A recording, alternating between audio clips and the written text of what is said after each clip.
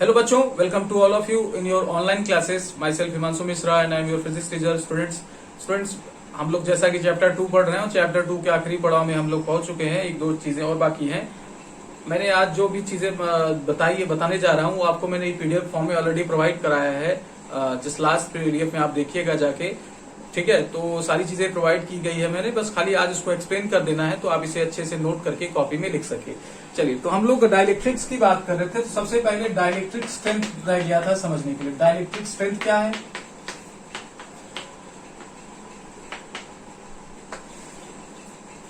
Dielectric strength या हाँ ठीक है।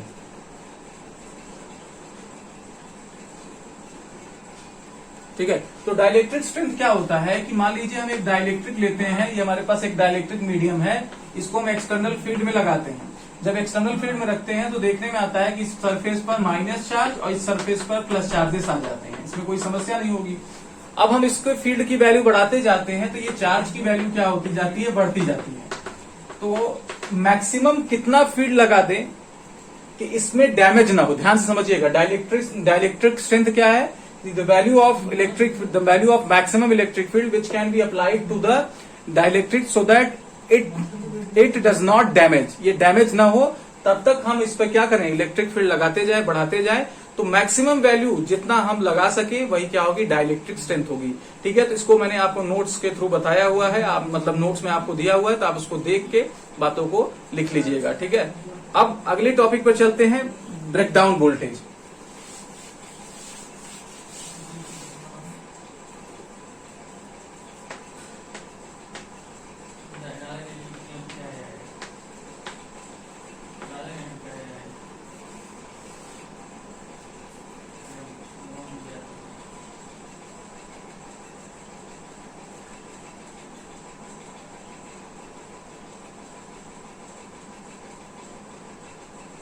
ठीक है, तो ब्रेकडाउन वोल्टेज क्या होता है कि हम जब कैपेसिटर्स के बीच में डाइलेक्ट्रिक को डालते हैं, ठीक है, तो इन प्लेट्स के बीच का पोटेंशियल डिफरेंस ध्यान से समझिएगा। जब डाइलेक्ट्रिक को कैपेसिटर के प्लेट्स के बीच में डालते हैं तो ये प्लेट्स के बीच में एक भाई पोटेंशियल होगा। तो मैक्सिमम पोटेंशियल, वो पोटेंशियल जिस पर ये क्या हो जाए, हमारा डाइलेक्ट्रिक डैमेज हो जाए।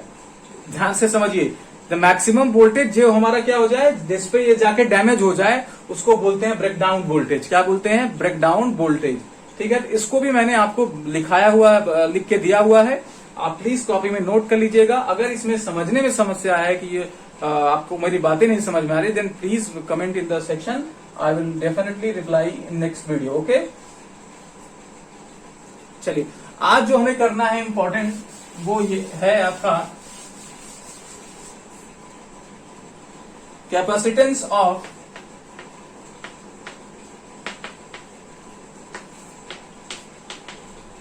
कैपेसिटर,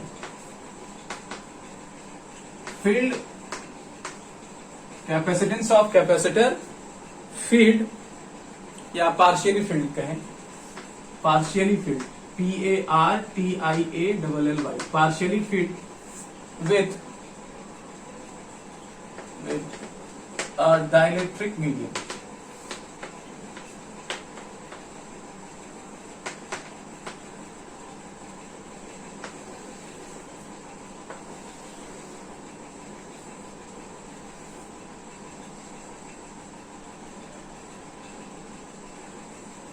तो जरा इसमें बातें लिख लीजिए, मैं बोल रहा हूं। let we have given a parallel plate capacitor. Let we have given a parallel plate capacitor of area of the plates A. Let we have given a parallel plate capacitor of area of the plates capital A and distance D. Full stop. Let a plate of dielectric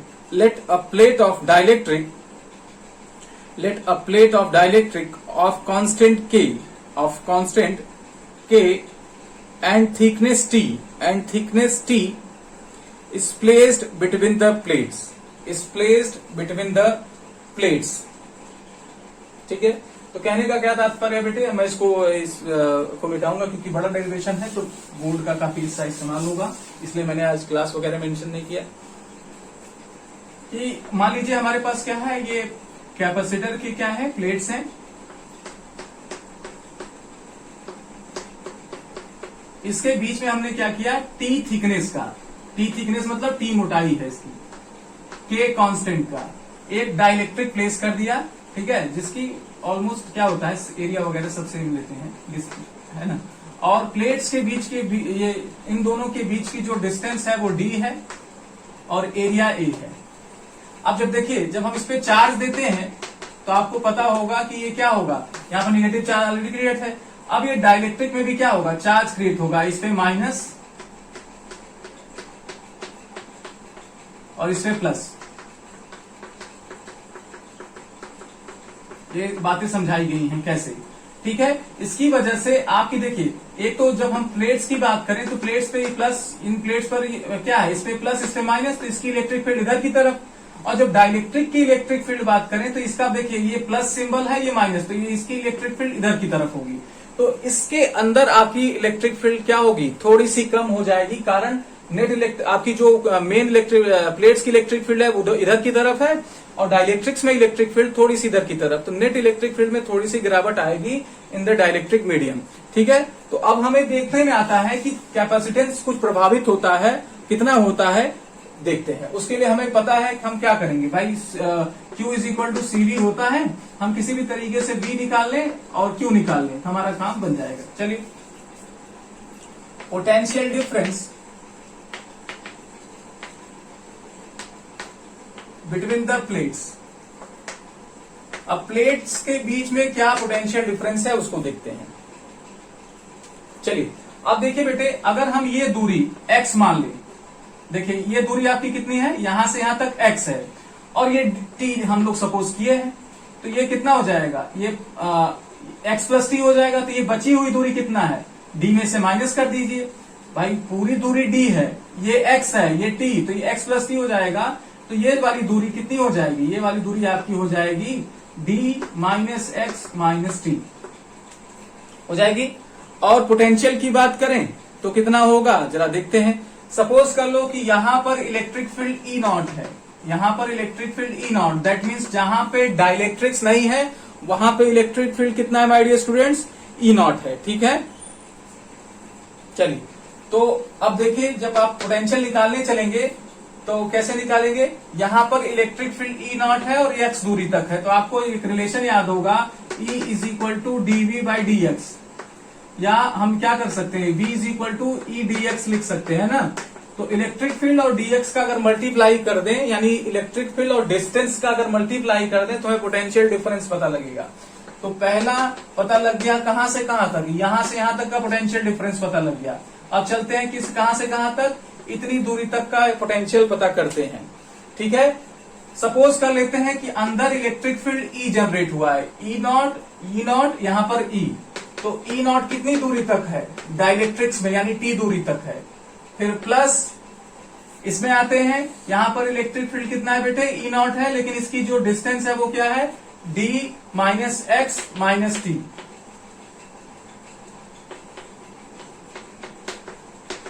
okay, अब इसको क्या करें, open करें,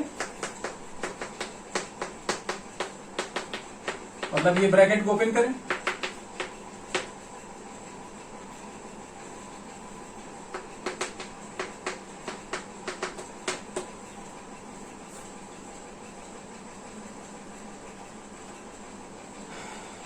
ठीक है, अब जो चीज कुछ कट रहा है उसे कटा दें, ये E नॉट नहीं होना चाहिए, E नॉट नहीं होना चाहिए क्योंकि ये बीच में है, चल रहे हैं, ठीक है। तो ये E नॉट एक्स और E नॉट एक्स कैंसिल हो जाएगा, क्या बच रहा है हमारे पास, ई टी बच रहा है, E नॉट डी और E नॉट टी बच रहा है।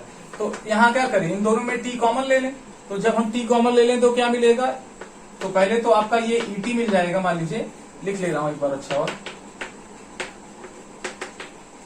E not. अगली लाइन में क्या करें बच्चों, हम इन दोनों में E नॉट कॉमन ले लें, ये आ गया। इसे इक्वेशन क्या किया जाए, 1 ले लिया जाए।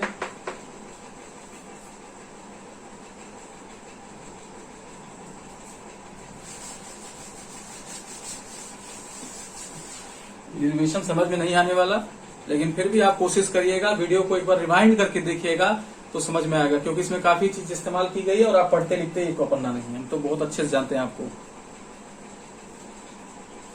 ठीक है, सिंस हमें एक रिलेशन पता है E is equal to E naught by K, dielectrics में बताया है। डायरेक्ट्रिक की जब हम लोग क्या कर रहे थे, स्टडी कर रहे थे इससे थोड़ी देर पहले, थोड़ी टॉपिक पहले, तो ये क्या है, ये हम लोग बात की है। ठीक है, तो जहां पे E है वहां हम लोग क्या कर दें, E naught by K place कर दें। So B is equal to E naught by K, देखें यहां पे E है ना, into T plus E naught D minus T. अब ब्रैकेट में देखिए यहां पर ध्यान से, इसमें भी ई नॉट कॉमन ले सकते हैं। जब ई नॉट कॉमन लेंगे तो पहली प्लेस पे आपका क्या मिलेगा, यहां तो टी मिल जाएगा और के मिल जाएगा, टी अपॉन के। यहां पे क्या मिलेगा, प्लस डी माइनस टी मिल जाएगा। मिलेगा कि नहीं मिलेगा।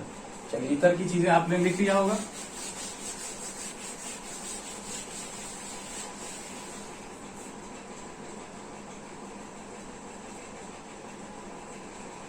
लिख लिया।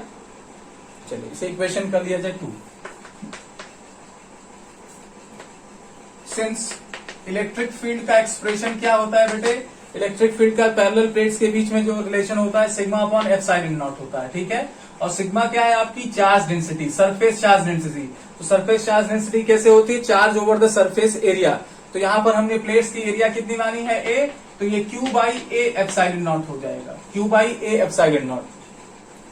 तब इक्वेशन 2 कैसे इंप्लाई होगा, V is equal to E naught की जगह हम लोग क्या लिखने वाले हैं, Q A epsilon not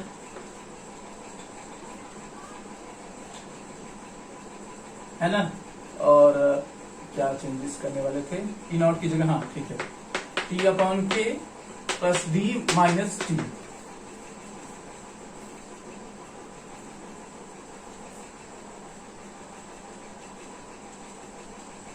okay,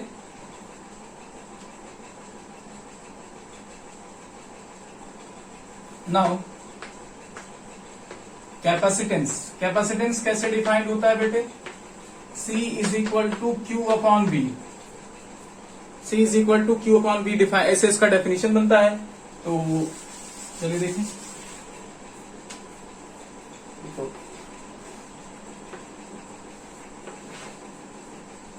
C Q आपका ऊपर रहेगा, V की वैल्यू यहां से ले आके रख दें, A epsilon naught T upon K minus plus D minus T,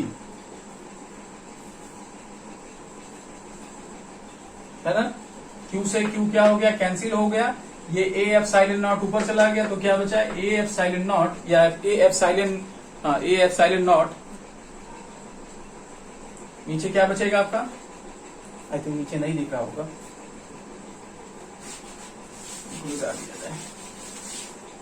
देखिए, ये ए एप्सिलॉन नॉट ऊपर चला जाएगा, नीचे ये ब्रैकेट बचा रहेगा।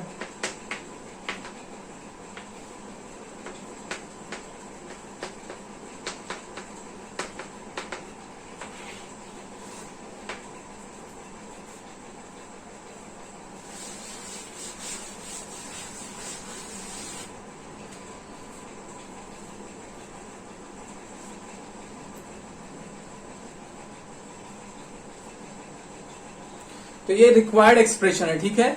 जब टी थिकनेस का हम क्या करते हैं, डाइलेक्ट्रिक डालते हैं, तो ये क्या होता है, हमारा कैपेसिटेंस का फॉर्मूला आता है।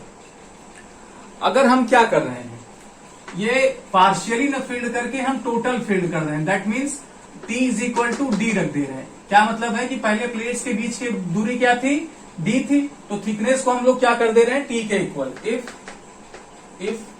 प्लेट्स इफ ऐसे कर लें, T is equal to D, that is dielectric, हाँ ठीक है, डाइलेक्ट्रिक क्या हो जाए, कंप्लीटली फील्ड कर दे, तो T is equal to D रख देंगे। तो इस इक्वेशन में जहां क्या है, T है, वहां D रख देंगे, तो यहां क्या रख देंगे, D रख देंगे, यहां क्या रख देंगे, D रख देंगे, यहां पे D रख देंगे, ठीक है। तो ये डी से डी कैंसिल हो जाएगा, क्या बचा रहेगा हमारे पास बचा रहेगा सी ए एप्सिलॉन नॉट, है ना। और ये के की वैल्यू क्या है बचा है यहाँ पर डी अपॉन के, तो के को ऊपर भेज दें और नीचे हमारा क्या बच जाए ये। तो ये हमारा क्या हो गया, कैपेसिटर हो गया जब हमारा प्लेट्स क्या हो, कंप्लीटली फिल्ड हो। तो यहां से हम लोग क्या कंक्लूड कर सकते हैं कि कैपेसिटेंस एरिया पे प्रोपोर्शनल है, कैपेसिटेंस हमारे डाइलेक्ट्रिक कांस्टेंट के प्रोपोर्शनल है, साथ ही इनवर्सली प्रोपोर्शनल है प्लेट्स के बीच के सेपरेशन से। दैट मीन्स अगर हम प्लेट्स के बीच का सेपरेशन बढ़ा दें तो हमारा जो क्या है चार्ज की स्टोरिंग कैपेसिटी है वो डाउन हो जाएगी। वैसे ही एरिया ऑफ द प्लेट्स को बढ़ा दें तो इंक्रीज हो जाएगी। जो डाइलेक्ट्रिक्स हम लोग प्लेस कर रहे हैं उसकी वैल्यू बढ़ा दें तो ये इंक्रीज हो जाएगी।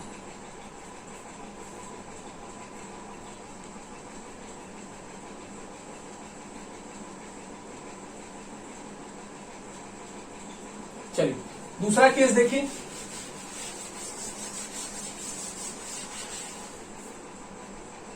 अगर आपका कोई डाइलेक्ट्रिक्स नहीं है, नो डाइलेक्ट्रिक्स,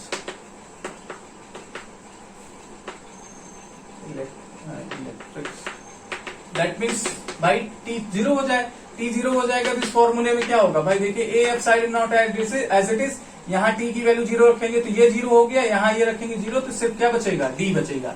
अच्छा, जब वहां पर कुछ नहीं है तो हम कहेंगे कि क्या है, एयर है।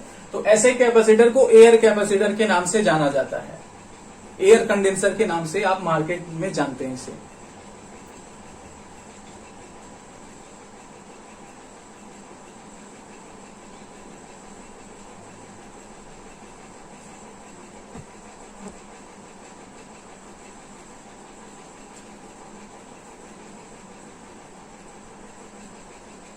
ठीक है, अब अगर हम क्या करें, नेक्स्ट केस देखिए, तीसरा केस, मेटेलिक प्लेट डाल दें। तो मेटेलिक प्लेट डालने पर के बेटे इनफाइनाइट हो जाता है, के की वैल्यू क्या हो जाती है, इनफाइनाइट हो जाती है। तो के की वैल्यू इनफाइनाइट होने की वजह से ये टर्म जीरो हो जाएगा, क्या हो जाएगा, जीरो हो जाएगा। तो हमारे पास क्या बचेगी, ए epsilon not D minus T. ठीक है, के का सॉरी मेटेलिक प्लेट्स के लिए, मेटेलिक डाइलेक्ट्रिक्स मेटेलिक के प्लेट्स के लिए के जो होता है वो इनफाइनाइट होता है। दैट मीन्स जो डाइलेक्ट्रिक मीडियम की बात हम लोग कर रहे हैं वो कुछ मेटेलिक बॉडीज डाल दें तो ये क्या हो जाएगा, इनफाइनाइट वैल्यू रखेगा और उसकी जो कैपेसिटेंस होगी वो ये होगी। ठीक है बेटे, तो आज के वीडियो में इतना ही। ये सारी बातें आपको बताई जा चुकी हैं, मतलब पीडीएफ के फॉर्म में दिया जा चुका है। तो आप आज देख के, इसलिए मैंने तेज बताया क्योंकि ये बड़ा डेरिवेशन था। आप इसको देखकर अच्छे से समझकर एक बार वीडियो को फिर से देख लीजिएगा। अगर कोई समस्या है तो बताइएगा, हम जरूर आपकी प्रॉब्लम का सोल्यूशन करेंगे। ठीक है, चलिए बच्चों, आज के लिए इतना। उम्मीद करता हूँ आपको मेरी बातें समझ में आ रही है। ठीक है, तो कोई दिक्कत हो तो जरूर बताइएगा। Thank you very much.